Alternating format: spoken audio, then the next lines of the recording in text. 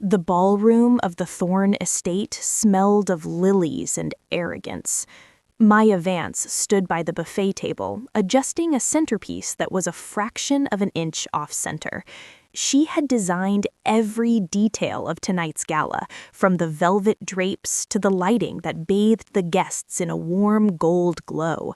Her feet ached in the designer heels Julian had insisted she wear, and her hand instinctively went to the modest gold band on her finger, her grandmother's ring. It was the only piece of jewelry she wore that Julian hadn't bought. "You look stiff, Maya," Julian whispered, appearing at her side. He didn't look at her. His eyes were scanning the room, hunting for potential investors. "Smile. You're supposed to be the hostess."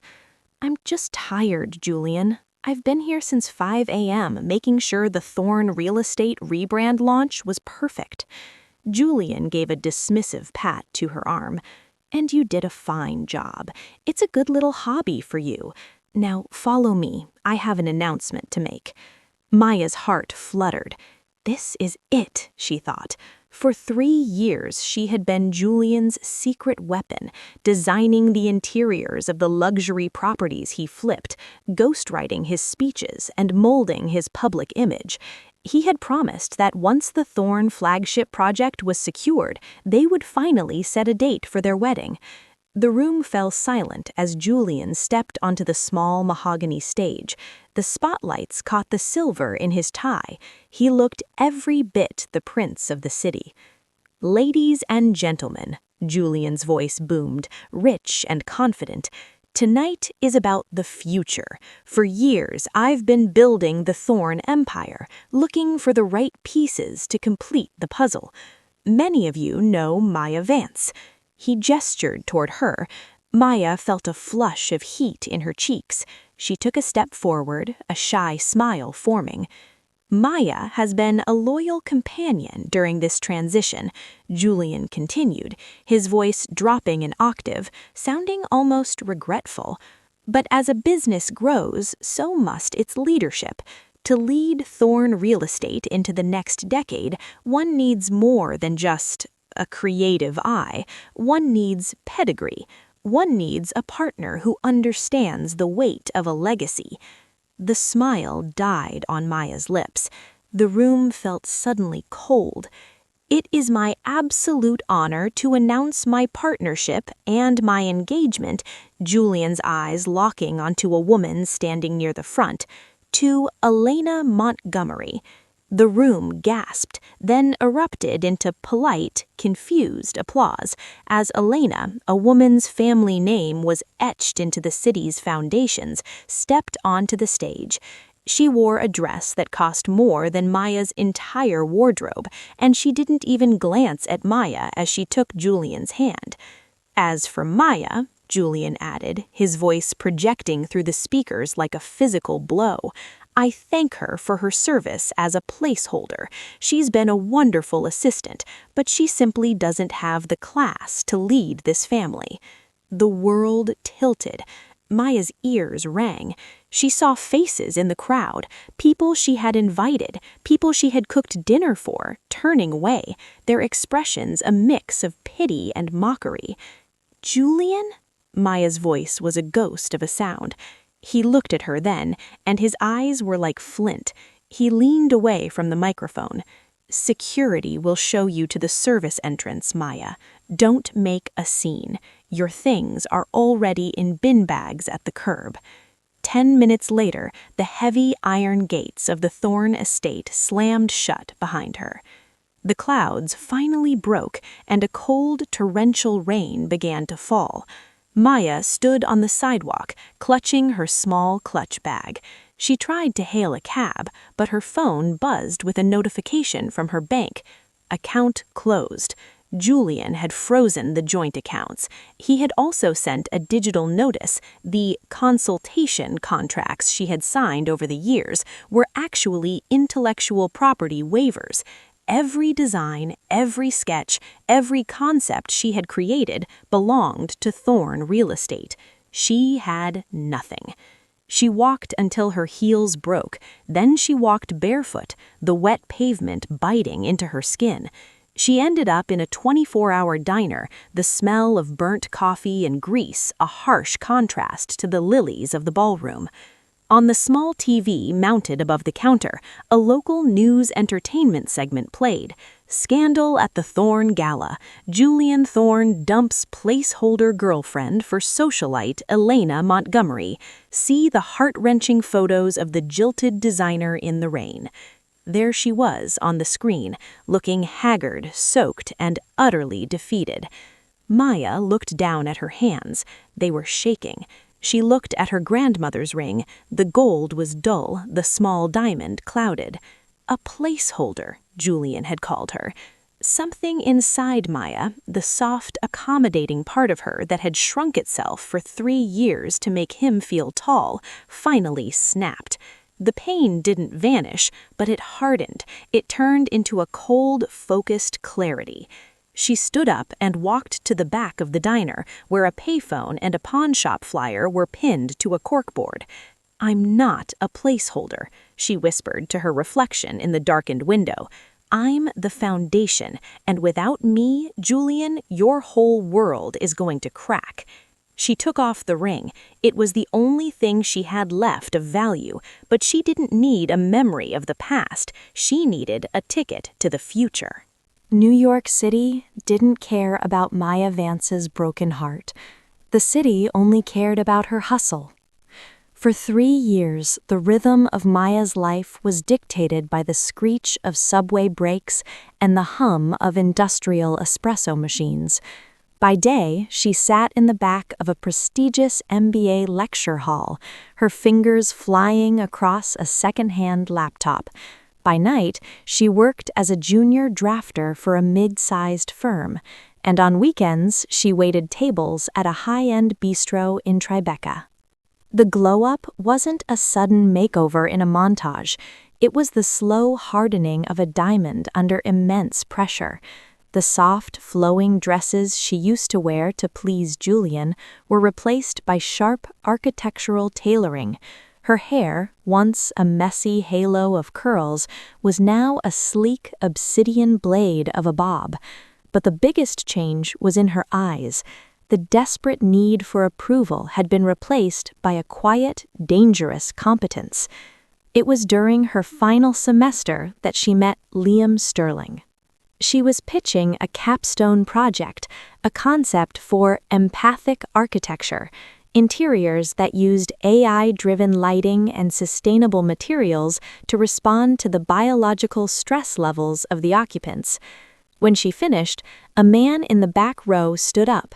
He wasn't wearing a suit, just a charcoal cashmere sweater and jeans that cost more than her rent. He had a face that looked like it had been carved from granite, softened only by eyes that seemed to see through every layer of her defense. "You're focused on the soul of the building, not just the ROI, Liam Sterling said, his voice a low, melodic rumble. "In a world of glass boxes, you're building sanctuaries. Why?" Maya didn't blink. "Because a building without a soul is just a tomb, and I'm tired of living in tombs." Liam didn't offer her a job, he offered her an investment. Within 6 months, Vance Interiors was the most talked-about boutique firm in Manhattan. Liam was her mentor, her sounding board, and the only person who knew that her drive wasn't fueled by greed, but a debt she owed to the girl standing in the rain 3 years ago. "The historic Grand Hotel is up for bid," Liam said one afternoon, sliding a folder across his mahogany desk. "It's in your hometown. Thorne Real Estate has the development rights, but they're hemorrhaging investors. The board is forcing Julian to take outside bids for the lead design and project management." Maya felt a ghost of a chill. Julian is failing?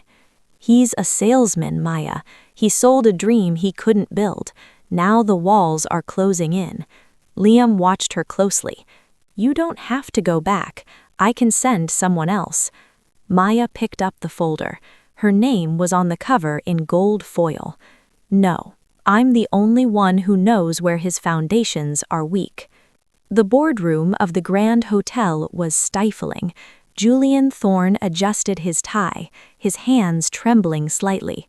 The last 3 years had not been kind to Julian.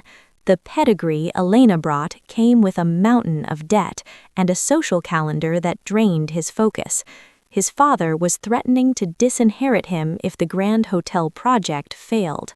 "We have one final bidder," the board chairman announced, sounding bored. "Vance Interiors." Julian scoffed, leaning back. Never heard of them. Some New York boutique trying to play in the big leagues? The double doors swung open. A woman walked in. The click of her stilettos on the marble was like a countdown. She wore a cream-colored power suit that made her look like a goddess of war. She carried a slim tablet, her posture so regal that several board members instinctively stood up. Julian's breath hitched. It couldn't be. The face was familiar, but the energy was entirely different. This woman didn't look like she would ever fix a centerpiece for him. She looked like she owned the building. "Good morning, gentlemen," Maya said, her voice cool, precise, and lacked even a hint of the tremor Julian remembered. "And, Julian, it's been a while." Julian's face went through a kaleidoscope of emotions. Shock, confusion, and finally a twisted sort of hunger. "Maya, you look different." "The word you're looking for is successful, Julian," she said, not looking at him as she plugged her tablet into the projector. For the next 20 minutes, Maya dismantled Julian's current plans with the surgical precision of a master. She showed them how his luxury materials were prone to rot, how his floor plans were inefficient, and how her firm could save the project 20% in costs while doubling the projected revenue through her tech integration. The board was mesmerized. Julian was turning a dark mottled red. "This is a joke," Julian shouted, slamming his hand on the table. "She's a decorator. She was my assistant. She doesn't have the standing." "Actually," the chairman interrupted, looking at Maya with newfound respect, "she has the backing of Liam Sterling and a portfolio that makes yours look like a child's scrapbook. Miss Vance, the contract is yours to lead. Mr. Thorne, you are now reporting to her." The room cleared out, leaving Maya and Julian alone. Julian marched over to her, trying to tower over her like he used to. "What is this, Maya? Some pathetic attempt to get my attention? You want me back? Is that it? You think if you humiliate me, I'll realize what I lost." Maya slowly packed her tablet into her leather briefcase. She looked up at him, her expression one of mild clinical interest, as if she were looking at a crack in the drywall. "Julian," she said softly, "I stopped thinking about you the moment I sold that ring. I'm not here for you. I'm here for the building." "You're lying," he hissed, reaching for her arm. A shadow fell across the doorway. Liam Sterling stood there, his presence radiating a quiet, lethal authority. "Is there a problem here, Julian?" Julian recoiled, recognizing the billionaire. "No, no problem. We were just catching up." "Good," Liam said, walking over to Maya and placing a hand naturally on the small of her back. It wasn't a gesture of possession, but of partnership. "We have a lot of work to do, Maya, and Julian, try to be on time for the briefing tomorrow. Miss Vance doesn't like to be kept waiting." As they walked out, Julian stood in the center of the room he was losing control of. He watched them go, his eyes narrowed. He didn't see the woman he had discarded. He saw a threat that needed to be neutralized. "You want to play professional, Maya? Fine. Let's see how your integrity holds up when I start digging into your life." The air inside the historic Grand Hotel was thick with the scent of sawdust, old plaster, and the sharp, metallic tang of Julian Thorne's desperation. Maya stood in the center of the skeletal lobby, her boots coated in a fine layer of white dust. She held a set of revised blueprints, her eyes scanning the structural beams. Julian paced behind her, his expensive leather shoes clicking erratically against the subflooring. "The marble for the grand staircase is back-ordered 6 months, Maya," Julian snapped, his voice echoing in the hollow space.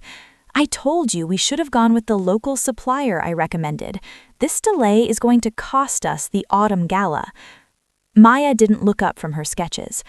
"The supplier you recommended is owned by your cousin, Julian. Their marble is porous and prone to cracking under high traffic. I've already rerouted the shipment from Italy through a secondary port. It arrives Thursday." Julian stomped toward her, closing the distance until he was hovering over her shoulder. "You think you're so clever, don't you? Swanning in here with Liam Sterling's money, acting like you didn't spend 3 years fetching my coffee?" Maya finally turned, her gaze cool and level. She didn't flinch at his proximity. "I didn't just fetch your coffee, Julian. I built your brand, and now I'm fixing the mess you made of this hotel. If you have a legitimate structural concern, bring it to the morning briefing. Otherwise, stay out of the construction zone. You're a liability without a hard hat." The vein in Julian's temple throbbed. He opened his mouth to retort, but the sound of a camera shutter clicked from the doorway. Elena Montgomery stood there, draped in a trench coat that cost more than a mid-sized sedan. Her face was a mask of calculated boredom. "Really, Julian, arguing with the help again? We have the children's hospital auction in 2 hours. Do try to look like a man who isn't being managed by his ex." Maya felt a flicker of the old sting at Elena's words, but it was quickly extinguished by a profound pity. Elena looked tired. Her pedigree had bought her a husband who was currently drowning in his own ego. The charity auction was a sea of black ties and silk gowns. The air was heavy with the smell of expensive perfume and the silent, predatory hum of networking. Maya arrived with Liam. He looked devastating in a midnight blue tuxedo, but it was the way he stood, slightly behind her, allowing her to command the room, that drew the most attention. "The main lot is the parcel of land adjacent to the hotel," Liam whispered in her ear, his breath warm. "Julian needs it for the parking expansion. If he doesn't get it, the hotel's capacity rating drops by 40%. "I know," Maya said, her eyes finding Julian and Elena across the room. "He's been counting on his family name to scare off other bidders." As the auctioneer began the bidding for the North Creek lot, the room went silent. Julian raised his paddle immediately. 500,000. 600, Maya said, her voice clear and unwavering. The room stirred. Julian glared at her, his jaw set. 700. 800, Maya countered. Elena leaned over to Julian, her whisper sharp enough to be heard 3 tables away. "Julian, we don't have the liquidity for this. Stop." 1 million, Julian roared, ignoring his wife. 1.5, Maya said calmly. The auctioneer's gavel fell. The room erupted in hushed whispers. Julian had been outbid on a property essential to his own project by the woman he had publicly discarded 3 years ago. As the crowd moved toward the champagne toast, Elena intercepted Maya near the balcony. Her eyes were red-rimmed despite her perfect makeup. "You think you've won something?" Elena hissed. "You're just a novelty, Maya. A rags-to-riches story for the tabloids. Once the hotel is finished, Liam Sterling will drop you just like Julian did. You don't belong in this world." "You're right, Elena. I don't belong in your world. I'm building my own, and in my world, women don't have to stay with men who humiliate them just to keep a title." Elena flinched as if struck. She turned on her heel and fled toward the powder room. Moments later, Julian appeared on the balcony. He looked disheveled, his tie loosened. He didn't see Liam standing in the shadows of the French doors. He only saw Maya. "Maya, wait," Julian said, his voice cracking. He reached out, his hand trembling. "This has gone far enough. You've proven your point. You've humiliated me." "I haven't done anything to you, Julian. You did this to yourself." "I made a mistake," he burst out, stepping closer. Elena, she's a nightmare. Her family is breathing down my neck, and the board is turning against me. I was pressured into that engagement. I never stopped thinking about you." Maya leaned against the stone railing, watching him with the detached interest of a scientist observing a specimen. "Is that so?" she asked softly. "Yes," Julian pleaded, misinterpreting her silence for weakness. "Look, help me with the board. Sign the North Creek lot over to Thorne Real Estate. I'll leave Elena. We can go back to how it was. You'll be the lead designer of the whole empire. I'll give you everything you ever wanted." "Everything I ever wanted?" Maya asked softly. "Yes, the wedding, the name, the status. I'll admit you're the brains behind it all. Just save the project. Save me." Maya reached into the pocket of her clutch. She pulled out her phone and tapped the screen, stopping the voice memo recording. Julian's face went ghostly white. "What are you doing?" "Documenting the truth, Julian," Maya said, her voice as cold as the night air. "You just admitted you're willing to abandon your wife, defraud your investors, and manipulate the board just to save your own skin. You didn't come here because you love me. You came here because I'm the only one with the power to stop your fall."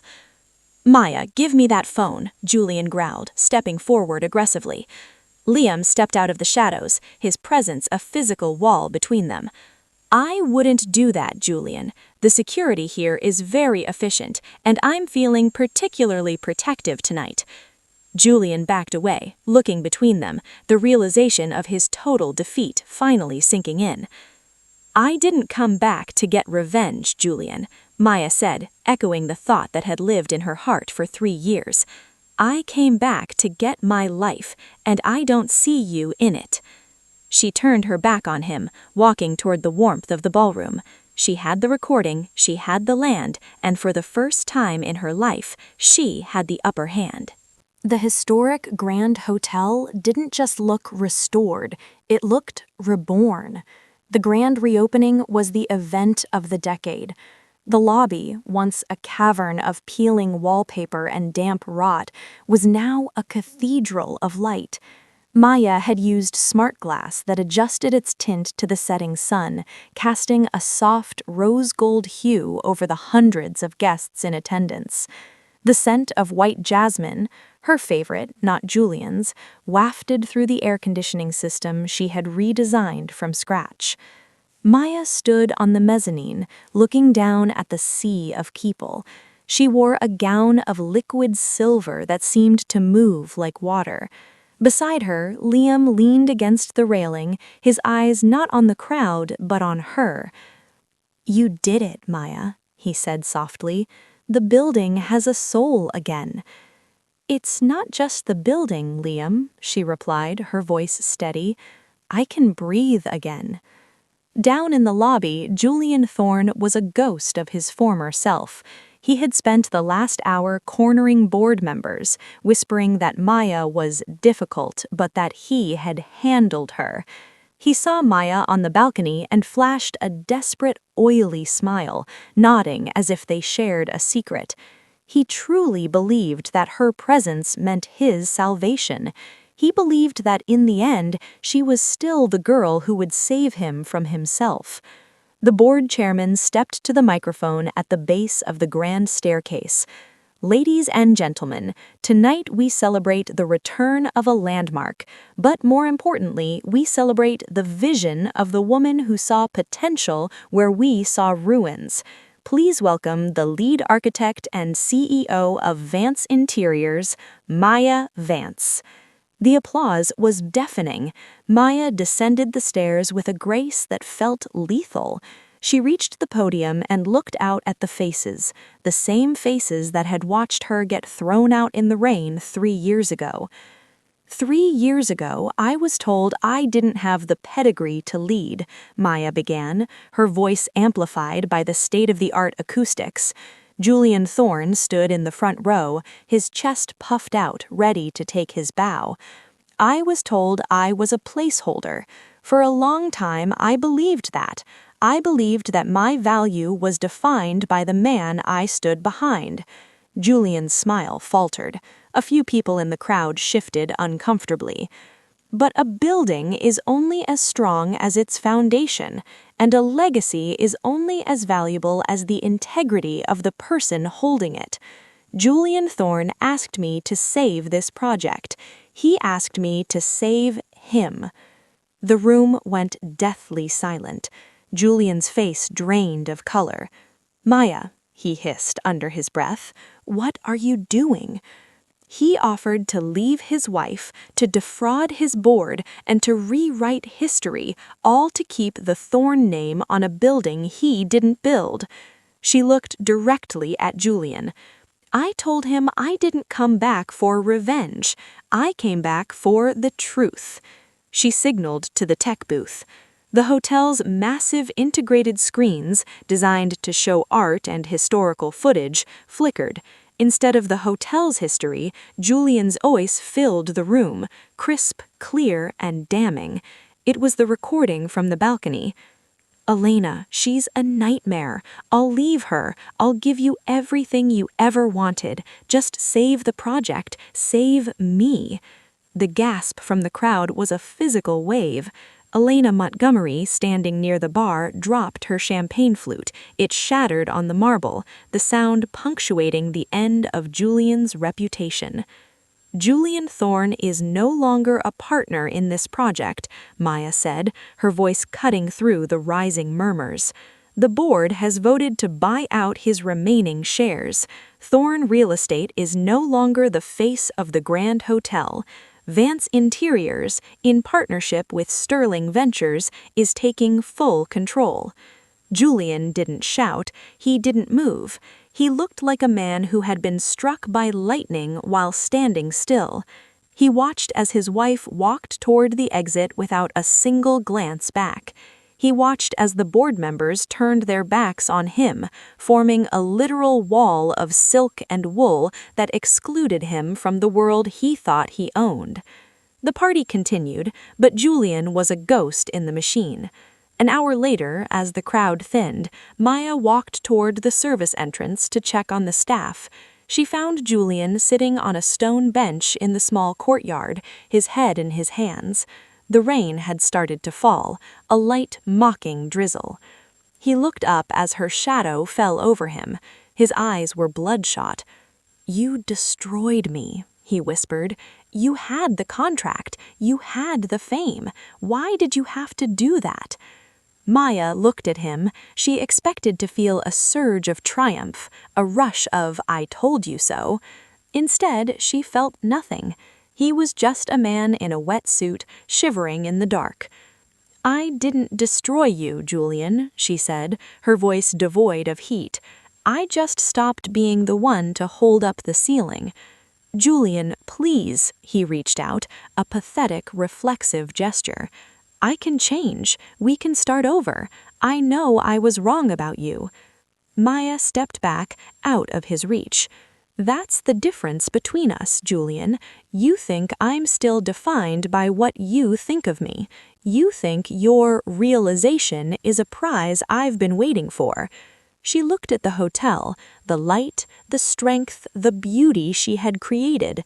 "I don't need your apology, and I don't need your respect. I found my own.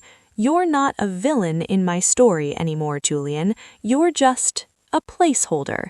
She turned and walked back into the warmth of the hotel. Liam was waiting for her by the glass doors. He didn't ask her if she was okay. He knew she was. He held out his hand and she took it. "The car is out front. We have a flight to catch. The London project needs a lead architect." Maya looked back one last time at the grand lobby. She didn't see the girl in the rain anymore. She saw a woman who had built a kingdom out of the shards of a broken heart. She walked out the front doors, the cameras flashing, the world watching. But Maya wasn't looking at the cameras. She was looking at the horizon. She was Maya Vance. She was untouchable. And she was just getting started.